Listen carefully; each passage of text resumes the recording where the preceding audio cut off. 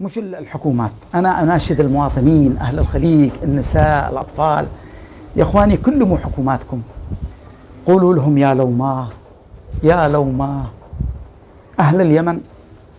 أهل اليمن مشردين ومبعدين من حقوقهم ومن ثروتهم ومن عيب، يا لوما كلموهم، يا صحفيين في الخليج، يا إعلاميين، يا ممثلين، يا فنانين، يا سياسيين، يا جماعة والله ما نرضى عليكم لو جار عليكم الوقت، والله والذي رفع السماء بلا عمد ما نرضى عليكم، لا ترضوا علينا، عيب، لا تخلونا نعيش في بلدنا منزوعين الكرامة، لا بالله عليك. واحد في الخليج يسألكم بالله يا أهل الخليج، أنتم أحبابنا وأهلنا وأخواننا، هل واحد منكم راتبه يكفيه ل3 أيام يشل بالكيلو رز، ولا تحصل لك 3000 سعودي وبعدين شليت لك ب800 كل ما لذ وطاب بما فيه الجبن والعصاير والحقين واللبن، الأشياء ثانوية.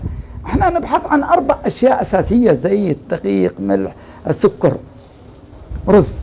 4 أشياء نحن نبحث عنها فقط، وعادها ما تسد جوع الناس. والله العظيم إن في أسر ما تسد جوعهم وأنهم يأكلون وجبة واحدة.